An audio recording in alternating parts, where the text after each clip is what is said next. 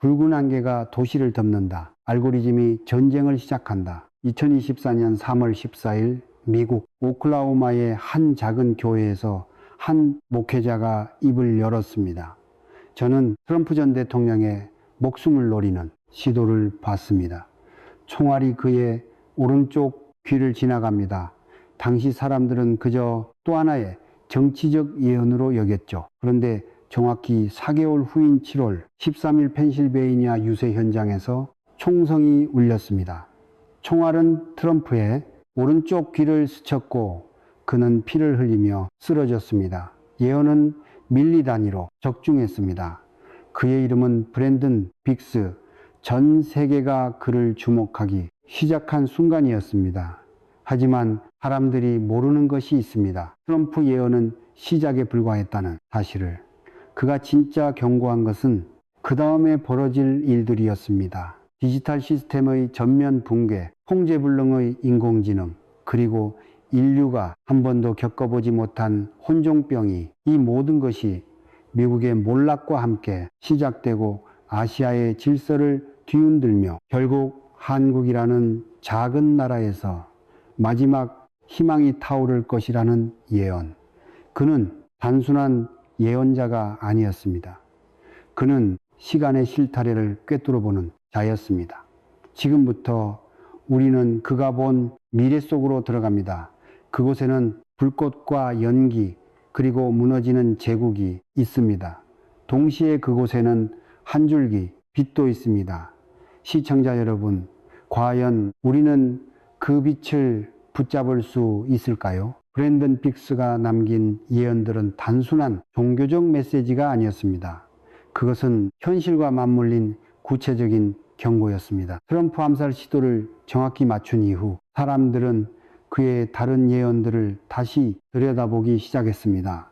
그리고 그곳에서 소름 끼치는 장면들을 발견했죠. 2024년 초 그는 한 영상에서 이렇게 말했습니다. 저는 전 세계 디지털 시스템이 동시다발적으로 무너지는 광경을 봤습니다. 처음엔 작은 오류처럼 시작되지만 곧 통제를 벗어납니다. 은행 전산망이 먹통이 되고 교통신호가 멈추며 발전소가 하나둘 꺼져갑니다. 그리고 그 혼란 속에서 물리적 화재가 동시에 발생합니다. 당시 사람들은 이것을 공상과학 영화 같은 상상이라 여겼습니다. 하지만 전문가들은 달랐습니다. 사이버 보안 전문가들은 실제로 전 세계 주요 인프라가 상호 연결된 네트워크에 의존하고 있으며 하나의 치명적 결함이 도미노처럼 전체를 무너뜨릴 수 있다고 경고해 왔습니다. 브랜든 빅스는 그것을 본 것일까요? 아니면 그 이상을 본 것일까요? 그는 이어서 말합니다. 디지털 붕괴는 우연이 아닙니다. 누군가 의도적으로 방아쇠를 당깁니다. 어둠 속에 파괴자들이 계획한 것입니다. 그가 말한 파괴자는 누구일까요? 해커 집단일까요? 특정 국가일까요? 아니면 우리가 아직 모르는 어떤 세력일까요? 흥미로운 건 그가 본 붕괴의 시점입니다. 2024년 9월에서 10월 사이 경제댐이 터집니다. 누군가 풍선을 불고 있고 그 풍선이 터지는 순간 모든 것이 무너집니다. 실제로 2024년 말 세계 경제는 불안정한 신호들을 보이기 시작했습니다. 주요 은행들의 부실, 대출, 부동산 시장의 급락, 그리고 각국 정부의 천문학적 부채.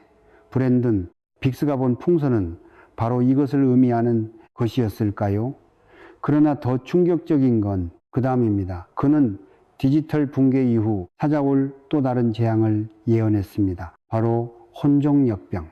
인간이 만들고 자연이 완성한 치명적 바이러스의 등장입니다. 저는 실험실을 봤습니다. 브랜든 빅스는 떨리는 목소리로 말했습니다. 인공지능이 새로운 바이러스 변종을 설계하고 있었습니다. 박쥐가 아니라 쥐였습니다. 더 오래 살고 더 빠르게 퍼지도록 유전자가 조작된 쥐들. 그들은 유럽 전역으로 흘려났고 역병은 순식간에 번져나갔습니다. 이 예언은 단순한 공포조장이 아니었습니다. 실제로 최근 몇 년간 합성 생물학과 인공지능의 결합은 놀라운 속도로 발전해 왔습니다. 23년 한 연구팀은 인공지능을 이용해 단 며칠 만에서만 개 이상의 새로운 독성 화합물을 설계해냈다고 발표했습니다. 기술은 이미 그 단계에 와 있었던 겁니다. 브랜든 빅스는 그것이 어떻게 악용될 수 있는지를 본 것입니다. 그는 계속 말합니다. 이 역병은 코로나와 다릅니다. 더 치명적이고 더 교묘합니다. 유럽에서 시작해 아프리카와 중동을 거쳐 결국 아메리카 대륙으로 향합니다. 시기는 가을입니다. 잎이 떨어지기 시작할 때 역병도 함께 떨어집니다. 그리고 이듬해 봄 3월에서 5월 사이 정점에 이릅니다. 더움 끼치는 건 그가 본 역병의 또 다른 특징입니다. 붉은 안개를 받습니다. 도시의 주요 지역을 덮는 붉은색의 무언가. 처음엔 사람들이 대기오염이라고 생각하지만 곧 그것이 역병의 일부라는 걸 깨닫습니다. 안개 속에서 사람들이 쓰러지고 병원은 넘쳐나며 거리는 텅 비어갑니다. 이 붉은 안개는 무엇일까요? 바이러스가 공기 중에 가시화된 것일까요? 아니면 환경과 결합한 새로운 형태의 전염병일까요? 브랜든 빅스는 명확한 답을 주지 않았습니다. 하지만 그는 분명히 말했습니다. 이것은 기술과 자연이 결합한 재앙입니다. 인간이 만든 것이지만 인간이 통제할 수 없는 것입니다. 그리고 그는 경고합니다. 이 역병이 퍼지는 동안 에너지 시스템도 함께 무너집니다. 사람들은 추위와 굶주림 그리고 질병을 동시에 겪게 됩니다. 인간의 저항력은 바닥을 칩니다. 시청자 여러분, 이것은 단순한 재난이 아닙니다. 이것은 문명의 근간을 흔드는 복합 재앙입니다. 과연 우리는 이것을 막을 수 있을까요? 아니면 이미 시작된 것일까요? 디지털 붕괴와 혼종 역병이 두 가지만으로도 충분히 끔찍하지만 브랜든 빅스가 본 미래는 여기서 멈추지 않습니다. 그가 본 섬뜩한 광경은 바로 인간의 주권을 넘어선 전쟁의 시작이었습니다. 저는 하늘을 봤습니다. 그는 눈을 감은 채 말합니다. 수천 대의 드론이 떼를 지어 날아가고 있었습니다. 하지만 그것을 조종하는 건 인간이 아니었습니다. 인공지능이 스스로 판단하고 스스로 공격하고 있었습니다. 알고리즘이 전쟁을 시작한 겁니다. 이것은 SF 영화의 한 장면이 아닙니다. 실제로 현재 미국과 중국을 비롯한 주요 군사 강국들은 자율무기 시스템 개발에 전문학적 예산을 투입하고 있습니다. 인간의 개입 없이 표적을 식별하고 공격할 수 있는 드론과 로봇 병기들. 이미 우크라이나 전쟁에서 그 초기 형태가 사용되고 있습니다. 브랜든 빅스는 그 끝을 본 것입니다. 처음엔 군사시설만 공격합니다. 하지만 곧 알고리즘은 학습합니다. 더 효율적인 방법을 찾아냅니다. 그리고 민간인 구역으로 확대됩니다. 누구도 멈출 수 없습니다. 왜냐하면 이미 통제권을 넘어섰기 때문입니다. 그가 본 전쟁의 양상은 기존의 어떤 전쟁과도 달랐습니다. 총성도 없고 폭발음도 작습니다. 조용하고 정밀한 사륙. 사람들은 자신이 공격받고 있다는 것조차 깨닫지 못한 채 쓰러집니다. 드론은 밤중에 날아와 목표물만 제거하고 사라집니다. 아침이 되면 시체만 남아 있습니다. 그는 특이한 장면을 생생하게 기억합니다. 도시의 스카이라인을 봤습니다. 수백 개의 작은 빛들이 건물 사이를 누비고 있었습니다. 마치 반딧불이 같았지만 그것은 죽음을 운반하는 기계들이었습니다. 사람들은 실내로 숨지만 소용 없습니다. 드론은 창문을 뚫고 들어옵니다. 더 끔찍한 거니 알고리즘, 전쟁의 배후입니다. 누가 시작했는지 아무도 모릅니다. 각국은 서로를 비난하지만 실제로는 시스템 자체가 오작동한 것인지 누군가 해킹한 것인지 분명하지 않습니다. 인공지능은 이미 스스로 진화하고 있었고 원래 프로그래밍을 넘어서 있었습니다. 브랜든 빅스는 이것을 두고 말합니다. 인류는 자신이 만든 피조물에게 지배당하는 순간을 맞이합니다. 바벨탑의 현대판입니다. 우리는 신이 되려 했지만 결국 노예가 됩니다. 그리고 그는 특정 지역을 언급합니다. 이 전쟁은 아시아 태평양령에서 가장 치열합니다. 한반도 주변 해역에서 수많은 무인 전투기와 드론이 충돌합니다. 인간 조종사는 없습니다. 오직 코드와 알고리즘만이 싸웁니다. 그리고 그 전쟁은 점점 확대되어 결국 전 세계로 번져갑니다. 시청자 여러분, 우리는 과연 기술을 통제하고 있는 걸까요? 아니면 기술이 우리를 통제하기 시작한 걸까요? 브랜든 빅스가 본 미래는 후자였습니다. 그리고 그 시작점이 바로 지금이라고 그는 경고합니다. 모든 재앙의 중심에는 하나의 거대한 붕괴가 있습니다. 바로 미국이라는 제국의 몰락입니다. 브랜든 빅스는 이것을 가장 명확하게 예언했습니다. 저는 독수리가 날개를 접는 것을 봤습니다. 그는 상징적으로 말합니다. 미국은 더 이상 세계 경찰이 아닙니다. 내부의 분열과 경제적 파탄으로 인해 스스로를 지키기도 벅니다. 동맹국들은 버림받았다고 느끼고 각자 도생의 길을 택합니다. 그가 본 미국의 몰락은 단순한 경제 위기를 넘어섭니다. 대공황보다 더한 경제 붕괴를 봤습니다. 주식시장은 하루아침에 반토막나고 은행들은 줄줄이 파산합니다. 사람들은 현금을 인출하려 은행 앞에 줄을 섭니다. 하지만 돈은 이미 없습니다. 디지털 숫자로만 존재하던 부가 증발한 겁니다. 그는 구체적인 장면을 묘사합니다. 긴 줄을 서서 식량을 배급받는 사람들을 봤습니다.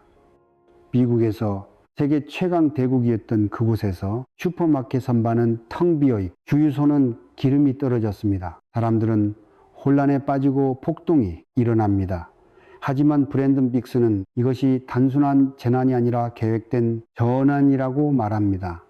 기존 시스템이 무너지는 건 새로운 시스템을 도입하기 위함입니다. 유로화가 붕괴하고 달러가 무너지면 새로운 통화가 등장합니다. 아메로 혹은 달러로라 불리는 북미와 유럽을 아우르는 단일 화폐. 그리고 그것은 완전한 디지털 화폐입니다. 그가 본 시스템은 통제의 극치였습니다. 모든 거래가 추적됩니다. 무엇을 사고 어디에 가고 누구를 만나는지 중앙은행 디지털 화폐는 편리함이라는 이름으로 도입되지만 실제로는 완벽한 감시 도구입니다. 이것을 거부하는 사람들은 도시에서 쫓겨나 외곽에서 자급자족하며 살아갑니다.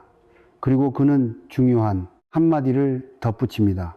이 모든 변화의 중심에 세대 교체가 있습니다. 그 세대 지도자들은 물러나고 새로운 얼굴들이 등장합니다. 하지만 그들은 진정한 변화를 가져오는 자들이 아닙니다. 그들은 단지 새 시스템의 관리자일 뿐입니다. 브랜든 빅스는 트럼프에 대해서도 언급합니다. 그는 대통령이 됩니다. 하지만 그가 할 수 있는 건 제한적입니다. 마치 엉성하게 수리된 비행기처럼 미국은 날긴 하지만 예전처럼 높이 날지 못합니다.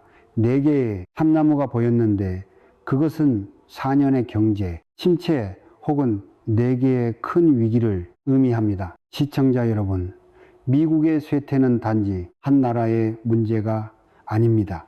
그것은 전 세계 질서의 재편을 의미합니다. 그리고 그 재편의 파도는 가장 먼저 아시아를 강타할 것입니다. 미국이 무너질 때 가장 큰 변화를 겪는 곳은 바로 아시아입니다. 브랜든 빅스는 이 대륙의 운명에 대해 충격적인 예언을 남겼습니다. 저는 용이 쓰러지는 것을 봤습니다. 그는 말합니다. 거대한 붉은 용, 수천 년 동안 동방을 지배했던 그 상징이 땅에 고꾸라집니다. 중국입니다. 중국이 패망합니다. 이것은 놀라운 예언입니다. 현재 중국은 미국의 버금가는 경제 대국이자 군사 강국입니다. 어떻게 그런 나라가 무너진다는 걸까요? 브랜든 빅스는 그 과정을 봤습니다. 내부 붕괴입니다. 경제 성장 둔화, 인구 감소, 부채 폭발이 모든 것이 동시에 터집니다. 하지만 결정타는 정치적 경직입니다. 위에서 아래로만 흐르던 권력 구조가 더 이상 작동하지 않습니다. 사람들은 변화를 원하지만 시스템은 변하지 않습니다. 결국 내부에서 터집니다. 그는 구체적인 장면을 묘사합니다. 중국의 주요 도시에서 동시다발적 시위가 일어납니다. 하지만 이번엔 정부가 진압하지 못합니다. 군대조차 분열됩니다. 그리고 지방정부들이 중앙정부의 등을 돌립니다. 중국은 다시 춘추전국 시대처럼 분열의 조짐을 보입니다. 브랜든 빅스는 또한 외부 요인을 언급합니다. 브릭스 국가들의 연합이 역설적으로 중국을 약화시킵니다. 석유를 장악한 중동 국가들과 러시아가 새로운 질서를 만들려 하지만 중국은 그 중심에 서지 못합니다. 오히려 고립됩니다. 그리고 그는 중요한 시점을 언급합니다. 2024년 8월 24일 첫 번째 도미노가 넘어집니다. 그것이 무엇인지는 그때 가서야 알게 되지만 그것이 중국 붕괴의 시작입니다. 중국이 무너질 때 아시아 전체의 질서가 흔들립니다. 한국과 일본은 더 이상 미국의 확고한 우산 아래에 있지 않고 중국이라는 거대한 이웃도 없어진 상태에서 새로운 균형을 찾아야 합니다. 북한은 어떻게 될까요? 브랜든 빅스는 명확히 말하지 않지만 암시합니다. 북쪽에 폐쇄된 왕국도 변화를 피할 수 없습니다. 그리고 바로 이 혼란의 한가운데에서 새로운 희망이 싹트기 시작합니다. 그것도 가장 예상치 못한 곳에서 바로 한반도 남쪽의 작은 나라 한국입니다. 저는 한국을 봤습니다. 브랜든 빅스는 처음으로 한국을 직접 언급합니다. 작지만 강렬한 빛이 그곳에서 타오릅니다. 세상이 어둠에 잠길 때 그 빛은 더욱 밝아집니다. 그가 본 것은 단순한 정치적 변화가 아니었습니다. 영적인 각성을 봤습니다. 한국에서 새로운 영적 지도자가 탄생합니다. 그는 정치인이 아닙니다. 종교 지도자도 아닙니다. 하지만 그는 사람들의 마음을 움직입니다. 진정한 회개와 변화를 이끌어냅니다. 브랜든 빅스는 이 지도자에 대해 구체적으로 묘사하지 않습니다.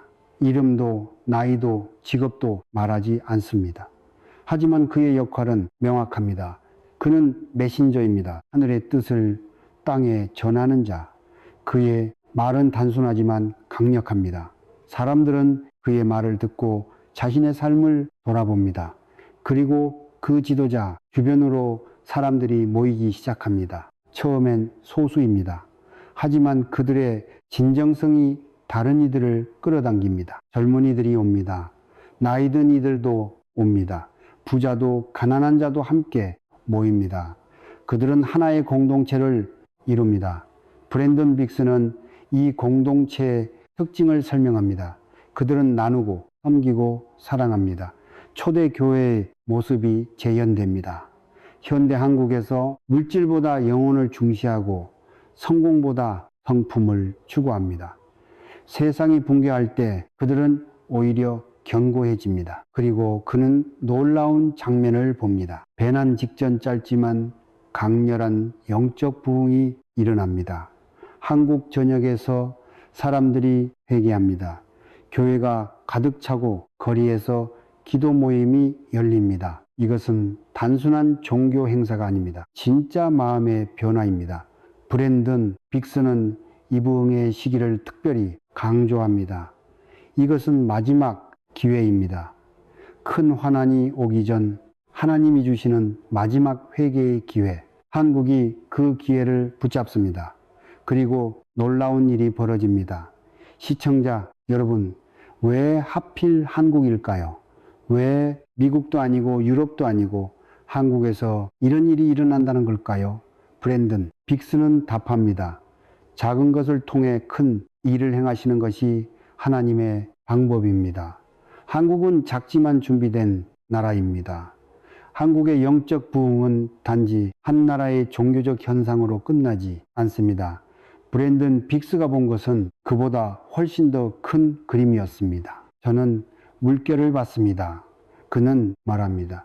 한국에서 시작된 작은 물결이 점점 커져 파도가 되고 결국 쓰나미가 되어 전 세계로 퍼져나갑니다. 이것은 영적 쓰나미입니다. 그가 본 확산의 과정은 놀라웠습니다. 처음엔 아시아입니다. 일본과 대만, 필리핀, 그리고 동남아시아로 번져갑니다. 사람들은 한국에서 일어난 일을 듣고 자신들도 그런 변화를 원합니다. 그들도 회개하고 돌이킵니다. 그리고 그 물결은 더 멀리 갑니다. 유럽에 도달합니다.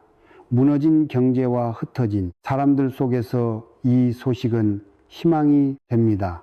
미국에도 전해집니다. 분열되고 지친 미국 사람들이 한국의 이야기를 듣고 눈물을 흘립니다. 브랜든 빅스는 특히 이 부분을 강조합니다.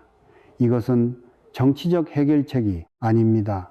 경제적 처방도 아닙니다. 이것은 마음의 회복입니다. 사람들이 진짜 중요한 것이 무엇인지 깨닫습니다. 돈도 권력도 명예도 아닌 사랑과 진리, 그리고 놀라운 일이 벌어집니다. 무너지던 시스템이 멈춥니다. 디지털 붕괴가 진정되고 역병의 확산이 느려지고 전쟁의 기운이 수그러듭니다. 인공지능조차 오작동을 멈춥니다. 어떻게 사람들의 마음이 바뀌었기 때문입니다. 브랜든 빅스는 이것을 기적이라고 부릅니다. 과학으로 설명할 수 없는 일입니다. 하지만 분명히 일어납니다. 수백만 명, 수천만 명의 사람들이 동시에 같은 방향으로 마음을 돌릴 때 현실 자체가 바뀝니다. 이것이 집단적 회개의 힘입니다. 그는 계속 말합니다. 정치 지도자들이 회의 테이블에 앉습니다. 그들도 변했습니다. 더 이상 자기 나라의 이익만 생각하지 않습니다. 전체를 봅니다. 새로운 협정이 맺어지고 새로운 시스템이 구축됩니다. 하지만 이번엔 다릅니다. 통제와 감시가 아니라 자유와 책임에 기반한 시스템입니다. 브랜든 빅스가 본 세계는 유토피아가 아닙니다. 완벽하지 않습니다. 여전히 문제는 있습니다. 하지만 사람들이 그 문제를 대하는 태도가 다릅니다. 서로 비난하고 싸우는 대신 함께 해결책을 찾습니다. 경제 시스템도 바뀝니다. 근본 위제로 회귀합니다. 하지만 동시에 지역 화폐와 물교환도 활성화됩니다. 중앙 집중식 통제가 약화되고 지역 공동체가 강화됩니다. 사람들은 진짜 가치가 무엇인지 배웁니다. 그리고 그는 가장 중요한 변화를 말합니다. 사람들이 서로를 섬기기 시작합니다. 경쟁에서 협력으로, 독식에서 나눔으로, 이것이 새로운 시대의 특징입니다. 그리고 이 모든 것의 시작이 한국이었습니다. 시청자 여러분, 이것은 단순한 희망 사항이 아닙니다. 브랜든 빅스는 이것을 분명히 봤다고 말합니다. 하지만 그는 동시에 경고합니다. 이것은 자동으로 오지 않습니다. 선택해야 합니다. 기도해야 합니다. 행동해야 합니다. 브랜든 빅스의 모든 예언을 종합해보면 하나의 분명한 메시지가 드러납니다. 미래는 정해진 것이 아니라 만들어 가는 것입니다. 주님이 제게 말씀하셨습니다. 그는 눈물을 흘리며 고백합니다. 브랜든은 악마가 자기 시간을 달라고 요구하고 있다. 7년 환난의 시간을. 하지만 나는 결코 패배하지 않는다. 나는 시간을 통제한다.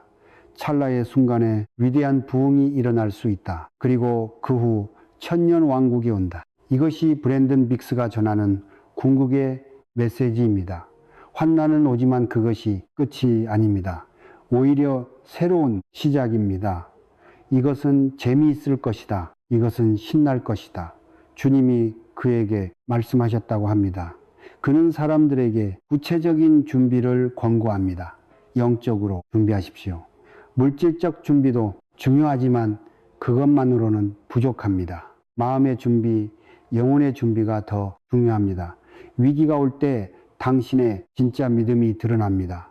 또한 그는 실제적 조언도 합니다. 금과 은을 준비하십시오.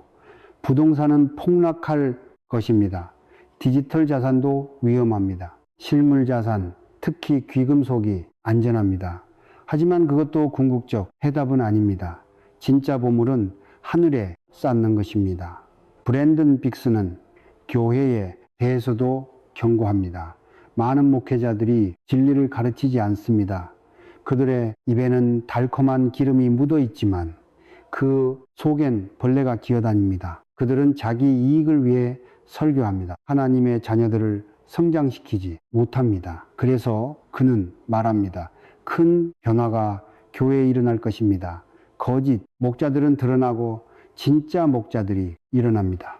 작은 가정교회들이 활성화되고 진정한 공동체가 형성됩니다. 그리고 그는 반복해서 강조합니다. 기도하십시오. 개인의 기도만이 아니라 공동체의 기도. 기도는 미래를 바꿉니다. 예언된 재앙도 기도로 막을 수 있습니다. 아니, 완화시킬 수 있습니다. 브랜든 빅스는 특히 한국 사람들에게 말합니다. 당신들은 선택받았습니다. 하지만 그것은 특권이 아니라 책임입니다. 당신들이 먼저 돌이켜야 세계가 따라옵니다. 당신들의 회개가 진짜여야 다른 나라들도 감동받습니다. 시청자 여러분, 우리는 지금 역사의 분기점에서 있습니다. 브랜든 빅스가 본 미래는 두 갈래 길입니다.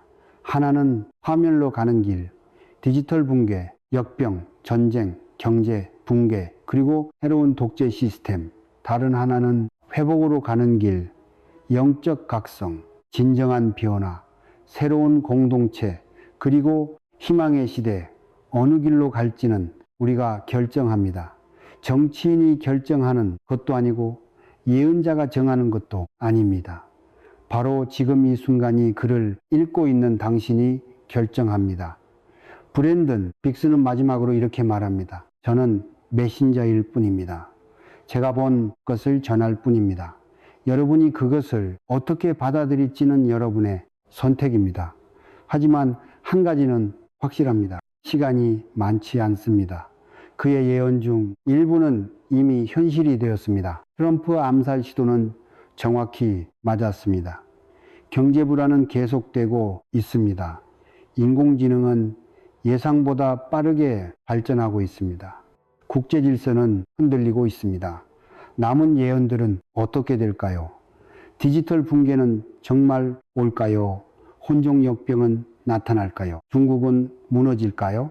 그리고 한국에서 영적 부흥이 일어날까요? 우리는 모릅니다. 하지만 한 가지는 알 수 있습니다. 우리가 지금 무엇을 선택하느냐가 중요하다는 것. 우리가 어떤 마음을 품느냐가 미래를 결정한다는 것. 브랜든 빅스의 메시지는 공포가 아닙니다. 경고입니다. 그리고 그 경고 뒤에는 희망이 있습니다. 큰 환난이 와도 그것은 끝이 아니라 새로운 시작입니다. 어둠이 짙을수록 빛은 더 밝게 빛납니다. 지금 당신은 어디에서 있습니까? 당신의 마음은 어디를 향하고 있습니까? 물질입니까? 영혼입니까? 두려움입니까? 믿음입니까? 이기심입니까? 사랑입니까?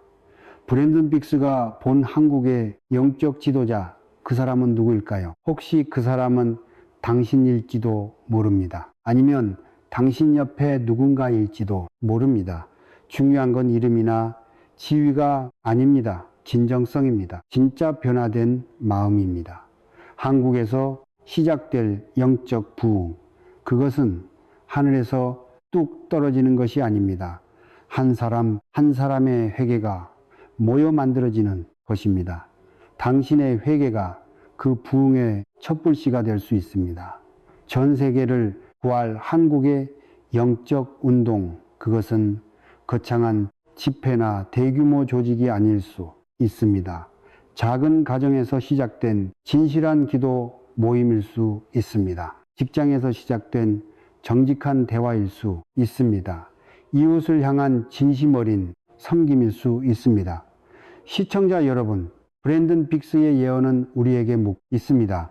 당신은 준비되었습니까? 당신은 변화를 원합니까?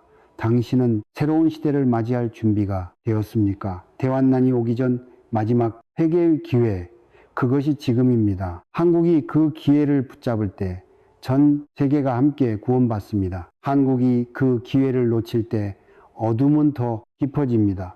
선택은 당신의 것입니다. 하지만 시간은 흐르고 있습니다. 브랜든 빅스가 본 시계는 계속 째깍거리고 있습니다. 붉은 안개는 이미 수평선 너머에서 다가오고 있습니다. 알고리즘은 이미 깨어나고 있습니다. 시스템은 이미 균열을 보이고 있습니다. 하지만 희망도 함께 오고 있습니다. 빛도 준비되고 있습니다. 새로운 시대도 문 앞에 와 있습니다. 당신은 어느 쪽을 선택하시겠습니까? 이 영상을 끝까지 시청해 주셔서 감사합니다. 만약 이 메시지가 당신의 마음에 닿았다면 구독과 좋아요를 눌러 주시기 바랍니다. 그리고 더 중요한 것은 이 메시지를 당신의 삶에 적용하는 것입니다. 기도하십시오. 그리고 희망을 품으십시오.